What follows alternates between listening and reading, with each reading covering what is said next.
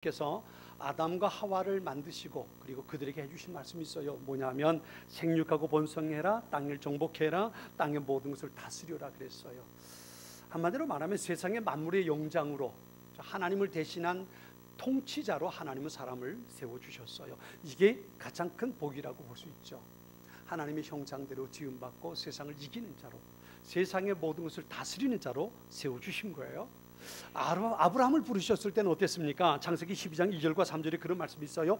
내가 너를 큰 나라로 만들어주고 너에게 복을 주어 너의 이름을 빛나게 할 것이다. 너는 다른 사람들에게 복이 될 것이다. 너에게 복을 주는 사람에게 내가 복을 주고 너를 저주하는 사람을 내가 저주하겠다. 땅 위의 모든 백성이 너를 통해 복을 받을 것이다 그랬어요. 다시 말하면 아브라함은 복 그 자체예요. 아브라함 때문에 복을 받고 아브라함을 가까이 하는 사람은 복을 받을 것이고 아브라함을 멀리하는 사람은 저주를 받을 거라는 거예요. 이것이 아브라함을 부르신 하나님의 뜻이었어요. 우린 누굽니까? 우린 아브라함의 자녀들, 자손들이란 말이에요. 아브라함이 우리의 믿음의 조상이고요, 우린 그 후손들이란 말이죠. 그러니까 아브라함에게 주셨던 이 약속의 말씀은 하나님의 자녀된 우리에게 이어지는 겁니다. 한마디로 말하면 그거예요. 내가 하나님과 좋은 관계를 이루고 하나님과 아버지와 자녀의 관계를 가지고 살아갈 때 하나님은 그런 자녀를 위해서 이 세상에 멋진 삶을 준비해 놓으셨다는 거예요. 이게 우리에게 주신 하나님의 복이에요. 문제는 그 복을 누리지 못하고 살아가는 사람들이 참 많다는 거예요. 신앙생활이 오히려 짐이 되어버리는 사람들이 있어요. 신앙생활이 우리에게 복인데 그것이 하나님과 소통하는 일인데 말이죠. 그걸 짐으로 생각해요. 종종 금요일 저녁에 집에 들어가면 이제 보는 프로그램, 텔레비전 프로그램이 잠깐 한 가지 있어요. 그게 뭐냐면 정글의 법칙이라는 거죠. 이 김병만인가요? 그 친구가 이제 이끌어가는 프로그램인데 거기에 늘 나오는 게 뭐냐면 바닷속에 들어가서 물고기를 잡는 모습들이 나와요. 근데 바닷속에 들어가서 물고기를 잡을 때 꼭 가지고 들어가는 게 있죠. 혹시 여러분 보시는 분들 계십니까? 뭘 가져가나요? 작살 말고 수경이라고 있어요. 이게 숨쉬기 위해서, 호흡하기 위해서 안경을 쓰고 숨 쉴 수 있는 빨대 같은 걸 가지고 다녀요.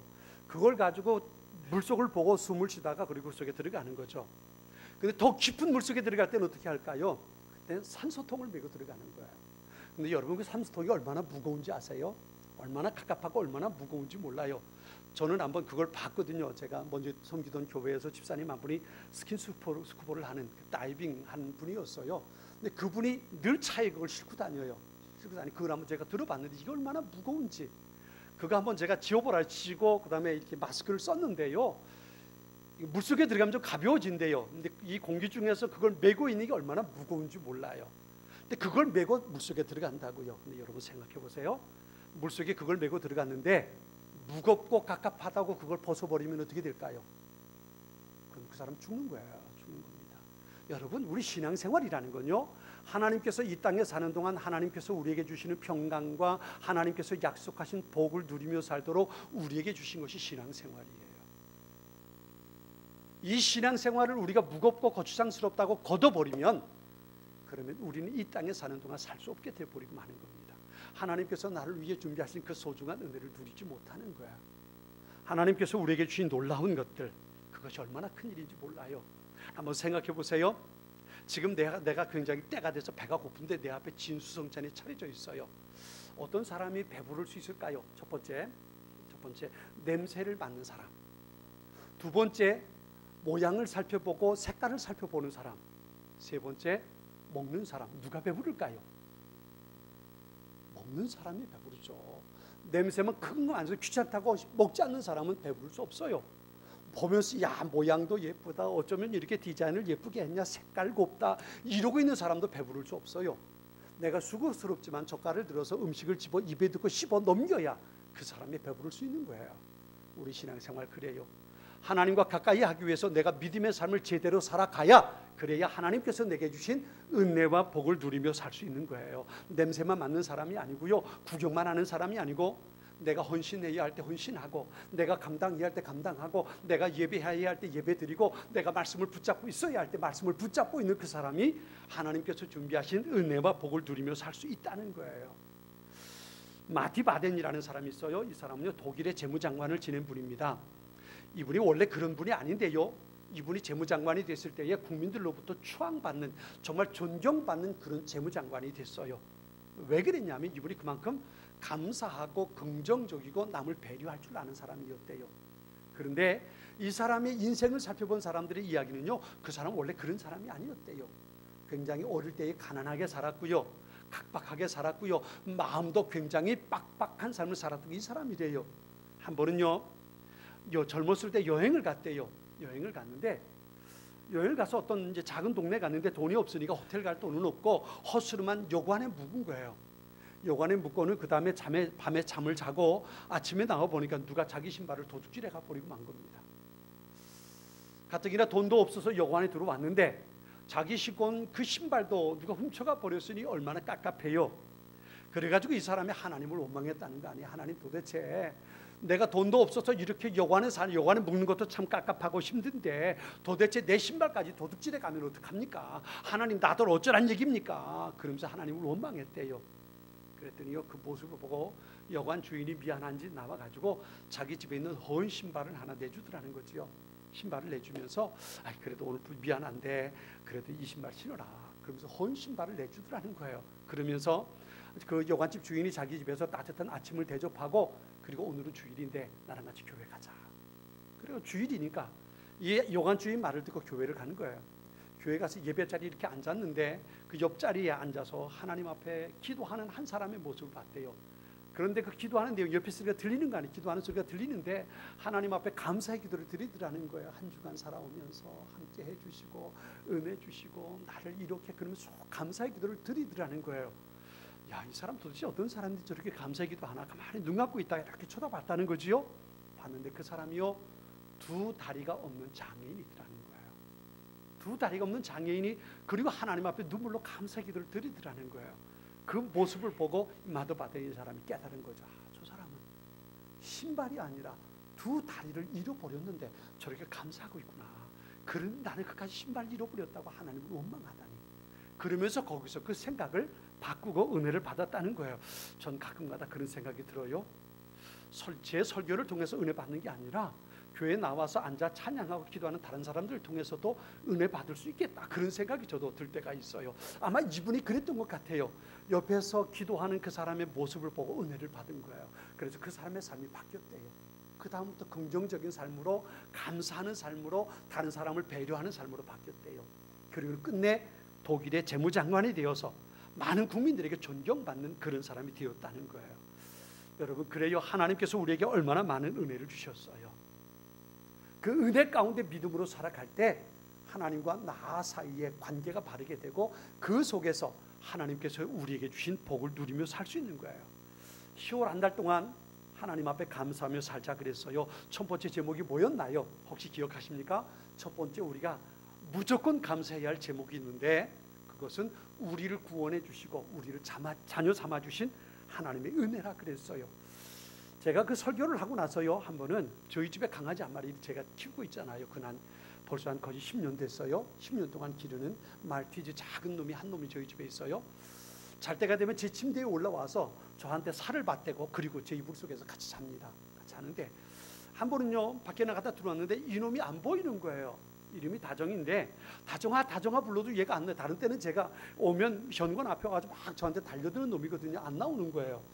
이놈이 어디 갔나, 다정아 다정아 안 보이는 거예요. 다정아 한참 부르니까 침대 밑에서 이렇게 기어 나오면서 꼬리를 이렇게 맥없이 흔들고 있어요.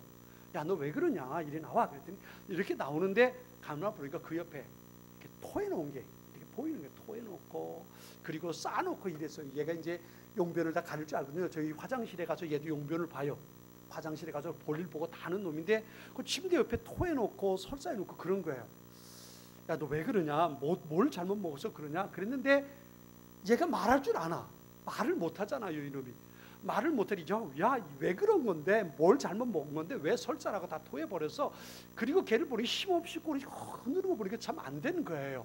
안 된 건데 제 마음에 그런 생각이 들어요. 그냥 말해봐, 말해야 내가 알지. 근데 얘가 말할 줄 아나요. 마음속에 그런 생각이, 얘가 사람의 말을 할 줄 알면 얼마나 좋을까 싶은 거예요. 그러면 좀 알 텐데 얘가 왜 이 지경이 된지 알 수 있을 거 아니에요. 그래서 야, 좀 말 좀 해봐. 그러면서 얘를 쓰다듬다가 제게 주신 하나님의 은혜가 있잖아요. 그게 뭐냐면요, 하나님께서 우리에게 그러지 않으셨겠어요? 하나님께서 우리에게 만일에 너 나 수준으로 살아야 되는 거 아니야 그러셨더라면 우리가 어떻게 구원받겠어요? 하나님께서 우리를 보실 도무지 가능성이 없으니까, 방법이 없으니까 하나님 영광 보좌 다 내려놓고 우리의 모습으로 이 땅에 우리를 찾아오셨잖아요. 내가 강아지는 되지 못하는데 하나님은 우리의 모습으로 찾아오셨잖아요. 그리고 우리를 구원하기 위해 십자가에 그 모든 걸 내어주셨잖아요. 그것 때문에 우리는 하나님의 자녀가 됐잖아요. 그걸 깨닫고 나니까 이 강아지 모습 보면서 얼마나 하나님의 은혜가 감사한지 말이에요. 그렇죠? 하나님이 그래서 사람의 몸으로 우리를 찾아오셨구나. 오직 답답하셨으면, 오직 안타까우셨으면 우리 모습으로 찾아오셔서 가장 낮은 곳에서 우리를 위해 십자가에 돌아가셨을까. 그 생각하니까 하나님의 은혜가 얼마나 감사한지 말이에요. 그래요, 우리가 첫 번째 하나님 앞에 감사해야 할 것은 그거였잖아요. 우리를 찾아오셔서 십자가에 죽으시고 우리의 죄를 사해 주시고 하나님의 자녀 삼아 주신 것, 이 소중한 은혜, 이 은혜 때문에 감사하자 그랬어요. 그런데 이건요 과거 완료형이에요. 이전에 내가 예수 믿을 때 그때 이미 이루어진 거예요. 지금 그래서 우리는 은혜 받은 자녀로서의 삶을 살아가고 있잖아요. 두 번째 제목은 뭐였나요? 두 번째 감사 제목은 우리와 동행하시는 하나님이에요. 지난주에 그랬죠. 시편 23편의 말씀을 보면서 우리를 푸른 풀밭으로 잔잔한 물가로 우리를 인도하신다. 뿐만 아니라 때로는 원수의 목전에서도 사망의 음침한 골짜기에서도 우리를 인도하시고 보호하시는 하나님이다. 그 말씀 드렸어요. 그것은 오늘 나를 인도하고 계시는 하나님, 오늘 나와 동행하시는 하나님, 그 하나님께 감사하자는 말씀이었어요. 그렇죠? 그것이 두 번째 우리 감사 제목이었습니다. 오늘 세 번째 감사의 내용을 다시 한번 생각해 보려고 합니다. 이것은 오늘이 아니라 우리에게 앞으로 되어질, 우리 앞에 있을 하나님께서 우리에게 주실 은혜의 사건에 대한 겁니다. 오늘 이 로마서는요, 로마서 사도 바울이 로마에 있는 성도들에게 보낸 내용이에요. 로마에 있는 성도는요, 그들은 예루살렘에 와서 사도들이 성령 충만 받고 그리고 복음을 전할 때에 그때 그런 일이 벌어졌잖아요. 사도들이 방언으로 거기 모인 사람들의 언어로 복음을 전했잖아요. 예수님이 그리스도라고 전했잖아요. 사도행전 2장 10절에 보면 로마로부터 온 나그네 곧 유대인과 유대교에 들어온 사람들, 그들이 거기에 있었다고 그랬어요. 그들이 베드로 사도들을 통해 복음을 듣습니다. 그리고 예수를 알게 된 거예요. 그리고 로마로 돌아갔어요. 거기에 교회 공동체가 생겨난 거예요. 그들에게 바울이 로마서를 기록하고 편지를 보냅니다. 그런데 우리가 로마서를 보면서 생각해야 할 것은요, 로마에 있는 성도들의 삶이 오늘 우리처럼 평탄치 않았다는 거예요. 로마에 있는 그리스도인들, 그들은 예수 믿는다는 것 때문에 생명의 위협을 받는 사람들이에요. 그래서 오늘 본문에도 보면 그런 이야기가 나와요. 환난, 곤고, 박해, 기근, 적신, 위험, 칼, 이런 단어가 나오는 거예요. 그만큼 어려운 가운데, 고난 가운데 신앙생활하고 있는 그런 사람들이에요.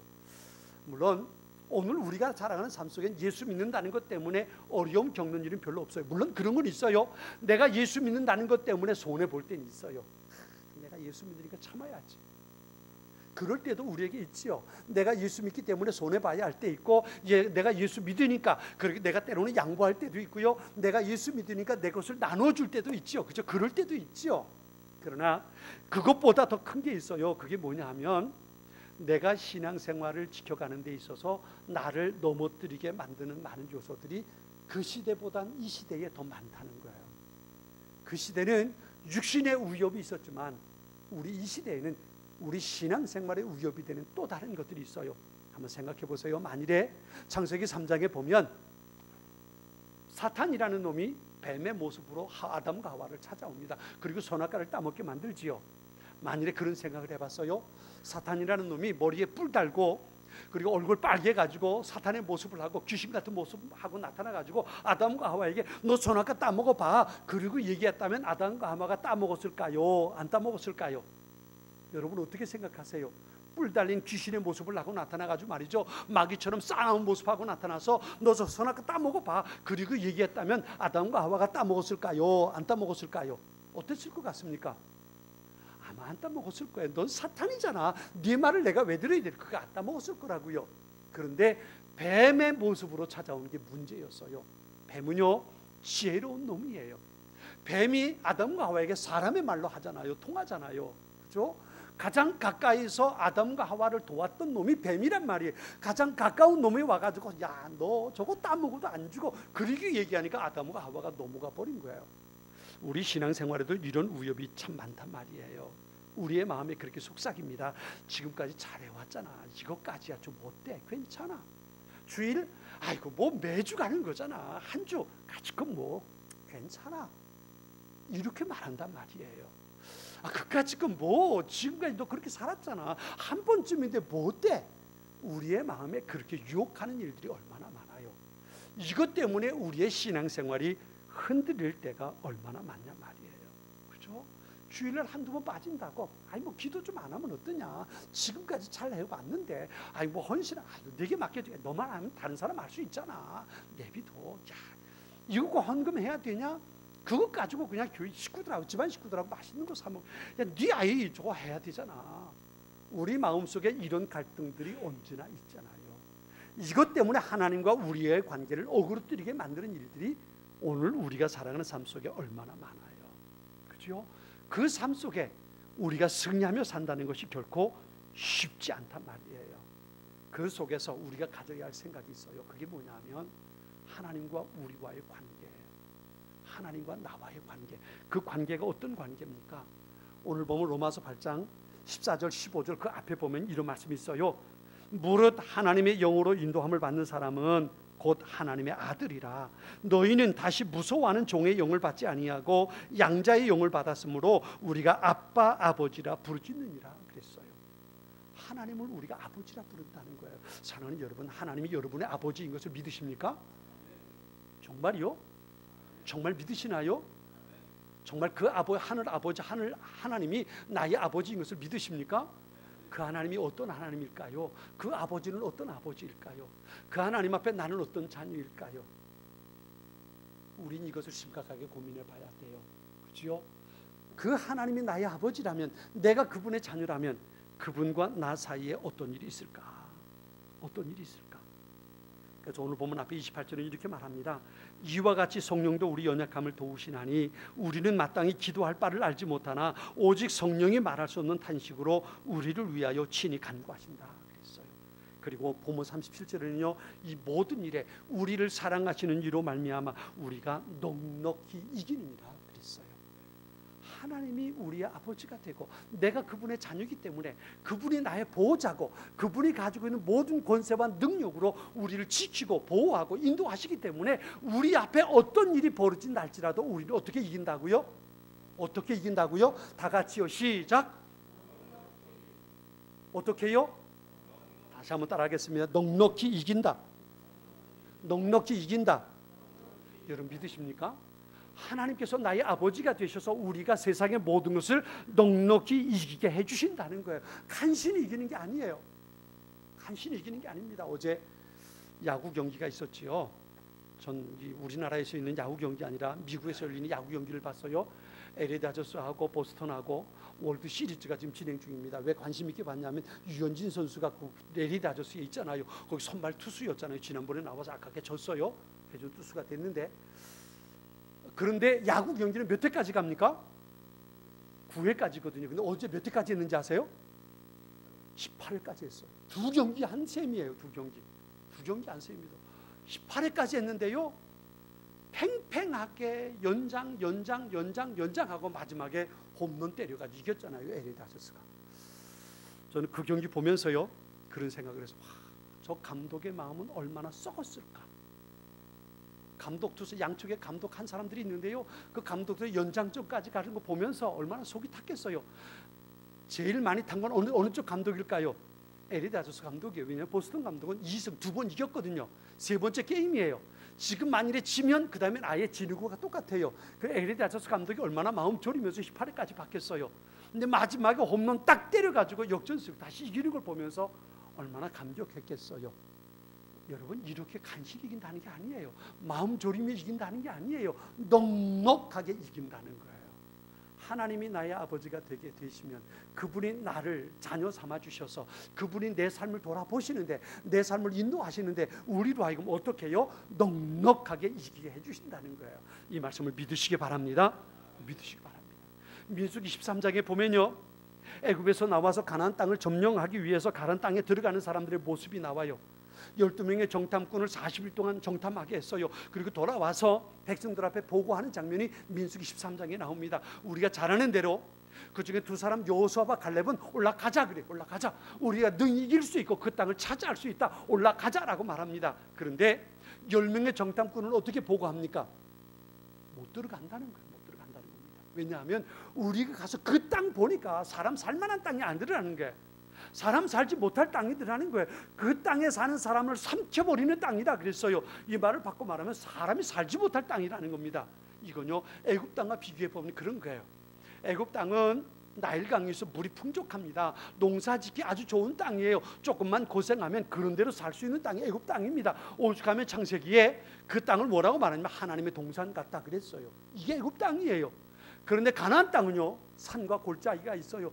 물이 비가 오면 쫙 쏟아져 없어져 버려요. 그러니 농사짓기 얼마나 힘들어요.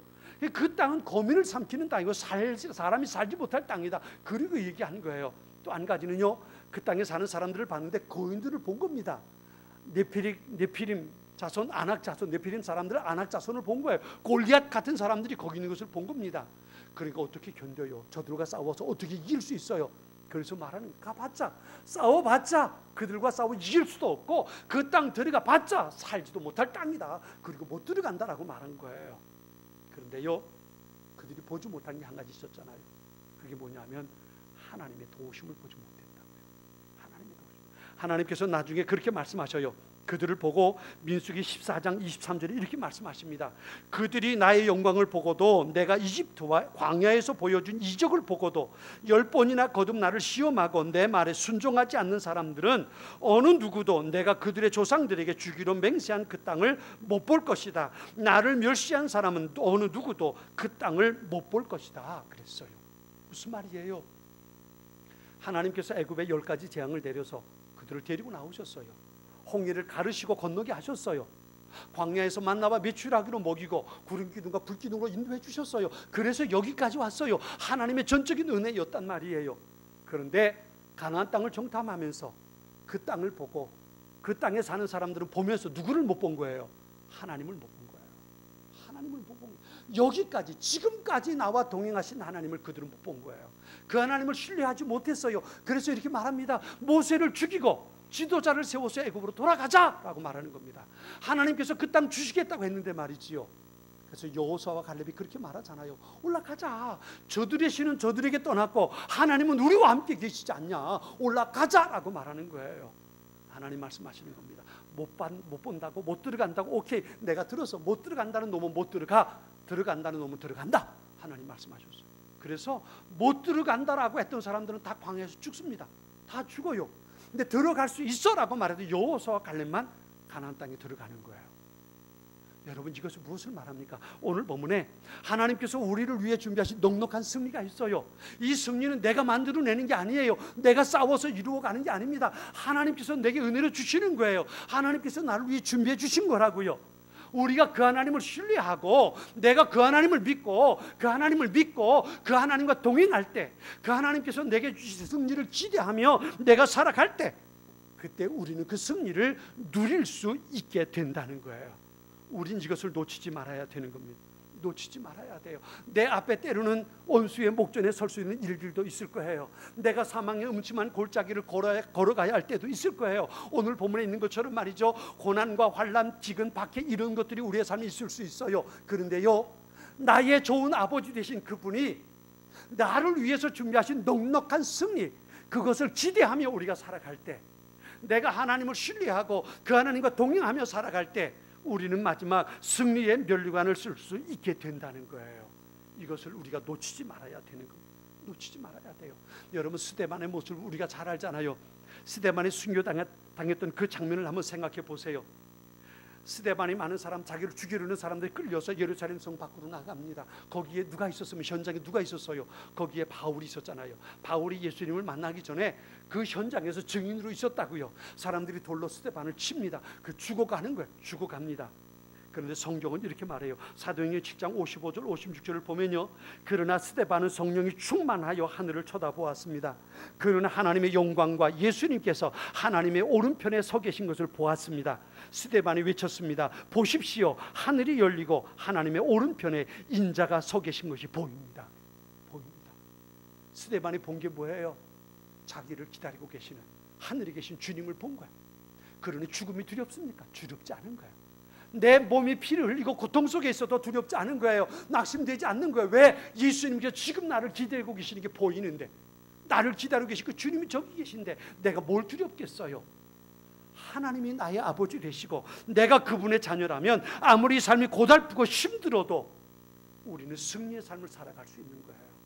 그분의 사랑이 우리와 함께 있단 말이에요. 이것을 기대하며 우리는 살아갈 수 있어야 돼요.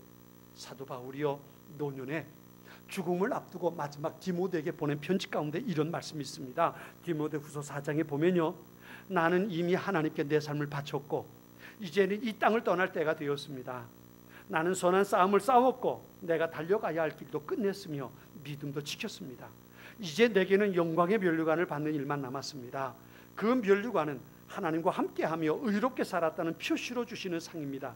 주님이 바로 정의의 재판관이시기 때문에 마지막 그날에 주님은 내게 면류관을 주실 것입니다. 또한 나뿐만 아니라 주님이 다시 오시기를 간절한 마음으로 기다리는 모든 사람에게도 주실 것입니다. 아멘. 사랑하는 성도 여러분, 이 면류관을 기대하며 사는 우리 모두가 될 수 있기를 축원합니다. 여러분, 세상의 메달은요 이기는 사람에게 주는 거예요. 그런데 영광의 면류관, 주님께서 주신 영광의 면류관요 다른 게 있어요. 그게 뭐냐면 거기엔 우리의 이름이 이미 적혀 있다는 거예요. 내가 결승점까지 가지 않았어요. 게임이 끝나지 않았어요. 그런데 이미 면류관에 내 이름이 적혀 있어요. 적혀 있습니다. 왜? 그것은 하나님께서 승리의 삶으로 우리를 보장해 주셨기 때문에 그래요. 우리는 승리자가 될 거예요. 마지막 내 인생이 멈춰졌을 때 우리는 승리자로 하나님 앞에 설 수 있을 거란 말이에요. 이건 내가 쟁취할 수 있는 게 아니에요. 하나님께서 나를 위해 준비해 놓으셨다는 거예요. 이것을 우리는 놓치지 말아야 합니다. 그래서 오늘 본문의 사도 바울은 이렇게 말합니다. 38절과 35절에 보면 나는 확신합니다. 죽음이나 생명이나 천사들이나 하늘의 권세자들이나 현재 일이나 장래 일이나 어떤 힘이나 가장 높은 것이나 깊은 것이나 그 밖에 어떤 피조물이라도 우리를 우리 주 그리스도 예수 안에 있는 하나님의 사랑에서 끊을 수 없습니다. 아멘. 아멘. 끊을 수 없습니다. 나를 향한 하나님의 사랑, 나를 향한 하나님. 세상에 내 삶의 상황이 어떻게 바뀌어도 내가 어느 곳에 있다 할지라도 그곳에 있는 나를 향한 하나님의 사랑은 절대로 멈춰지지 않는다는 겁니다. 이 말씀을 보면서요 제 마음에 참 감사한 게 있어요. 그게 뭐냐면 때로 우리는 하나님을 등질 때가 있잖아요. 기도하지 못하고 기도의 자리에 있지 못할 때가 있잖아요. 하나님 앞에 예배하지 못하고 낙심해서 예배 자리를 떠나 있을 때도 있잖아요. 감사보다는 원망이 우리의 마음속에 가득 채워질 때도 있고요.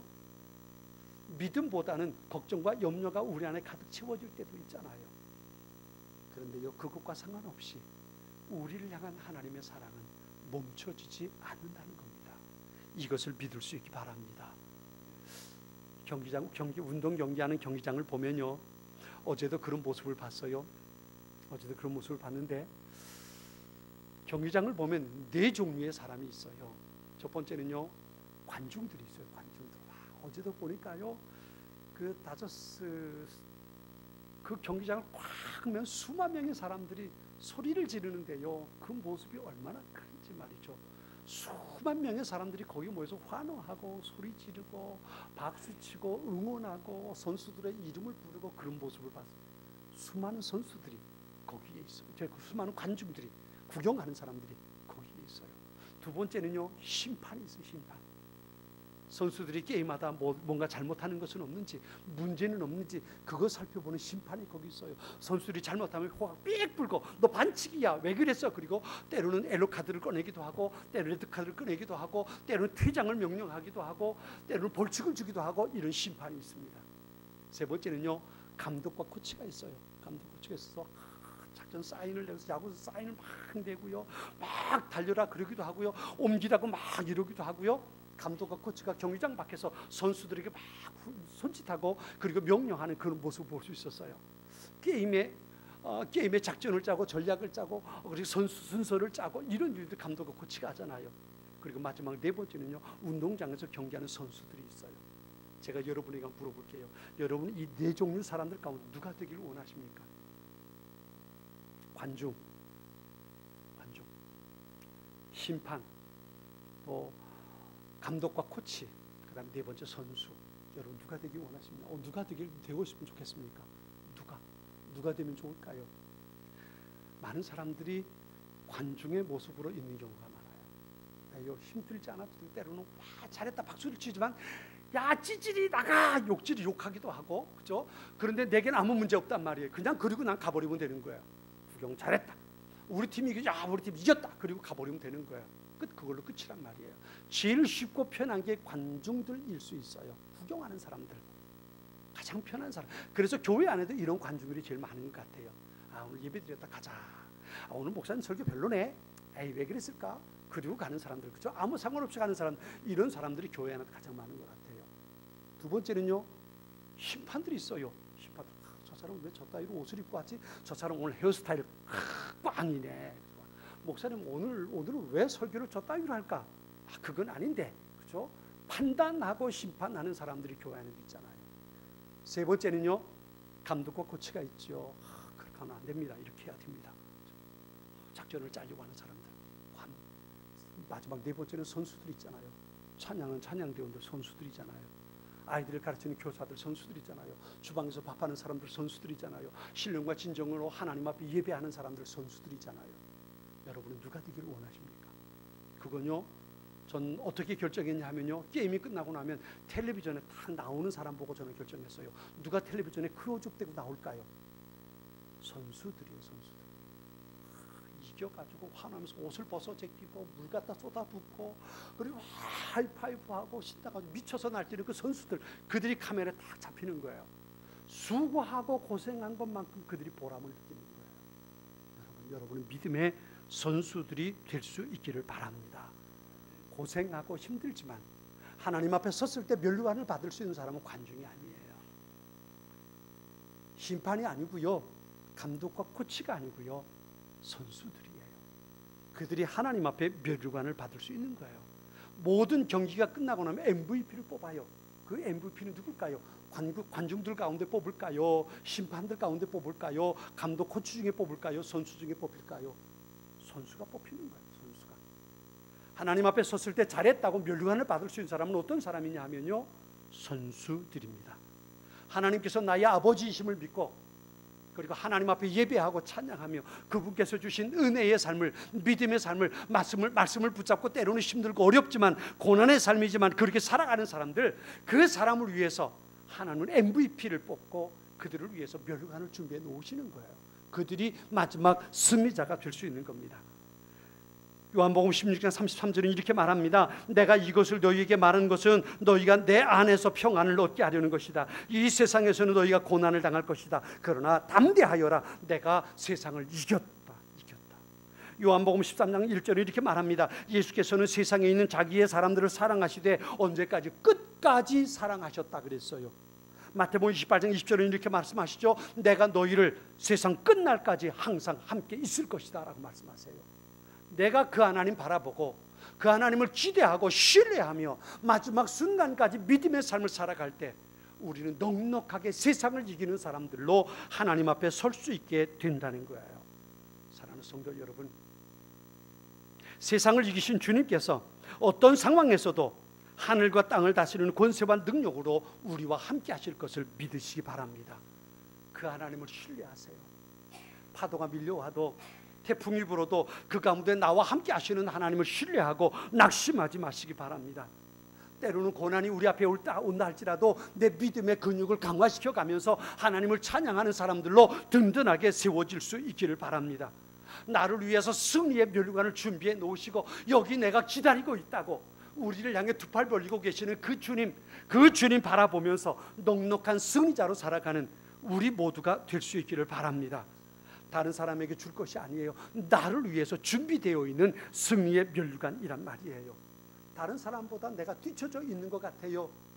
다른 사람보다 내가 실패자인 것 같아요. 낙심하지 마세요. 주님 앞에 서서 그 마지막 피니시 라인을 넘어갔을 때 그 다음엔 내게 주신 승리의 면류관이 준비되어 있단 말이에요. 넘어졌다고 낙심하지 마세요. 지금은 이해할 수 없는 일들이 벌어질 수 있어요. 그러나 주님께서 마지막 승리자로 우리를 세우셨다는 것을 우린 잊지 말아야 돼요. 이건 내가 할 수 있는 게 아니에요. 내 능력으로 감당해낼 수 있는 게 아닙니다. 내가 만들어가는 게 아니에요. 나를 사랑하시는 하나님, 그분의 사랑이, 그분의 은혜가, 그분의 능력이 나를 거기까지 인도해 주신단 말이에요. 그 하나님 바라보면서 그 하나님을 신뢰하면서 마지막 영광의 자리에 이르러 두 손을 번쩍 들고 내가 해냈다고, 내가 승리했다고, 하나님의 은혜였다고 거기서 하나님 앞에 찬양하고 승리의 감격을 누리는 우리 모든 성도들 될 수 있기를 주님의 이름으로 축원합니다. 아멘. 우리 같이 기도하겠습니다. 하나님께서 우리에게 주실 승리의 감격이 준비되어 있음을 믿습니다. 여기까지 인도하신 분도 하나님이시고 오늘도 나와 동행하시는 것이 하나님이신 줄 믿지만 이후로도 내가 주님 앞에 서는 그날 나를 위해 승리의 면류관을 준비하신 그 하나님을 믿습니다. 세상의 그 어떤 상황, 어떤 환경도 나를 향한 하나님의 사랑을 멈추지 못하고 끊어내지 못하는 것을 주여 믿습니다. 그 하나님을 신뢰합니다. 그 하나님을 찬양합니다. 그 하나님의 그 기쁨, 그 승리의 면류관을 사모합니다. 오 주여, 마지막 그 자리에 서는 그 순간까지 우리의 발걸음 인도해 주셔서 하나님을 찬양하며 은혜의 삶을 살아가는 우리 모두 되게 하여 주옵소서. 예수님의 이름으로 기도드립니다. 아멘.